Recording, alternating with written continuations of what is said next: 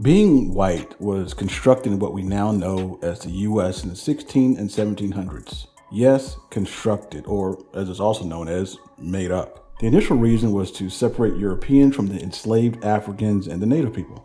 The white race hasn't always been, contrary to what we may have thought, neither has the black race. The different races were all socially constructed, meaning it has no biological basis. It's something we decided, or in this case, they decided for everybody else. It's just what people thought up, and they just got other people to agree to it.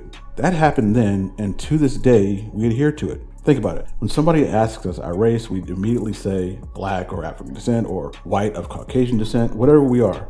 But we never actually stop to think about it. We, in fact, are all biologically of the human race. The system of white supremacy has taught us that we're all different races. Now, when the white race was constructed, it had to name the people of other races too, right? Then a hierarchical structure was added to the list, and of course, the white people who socially constructed the hierarchy put themselves, or Caucasians, on top, the enslaved Africans or black people on the bottom, and all the other races somewhere in the middle. They used widely debunked pseudoscience like phrenology to justify the race lie they literally made up. And it could have sounded something like this.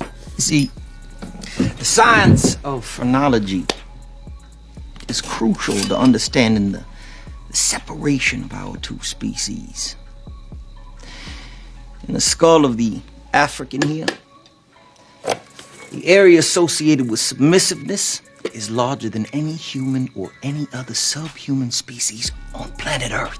All made up, using junk science. However, it established a belief in the concept of whiteness. They claimed whiteness was a genetic superiority. We all know that it's not, but they needed that science to help establish and maintain a white racial dominance over other racial and ethnic groups, which started what we now know today as the system of white supremacy.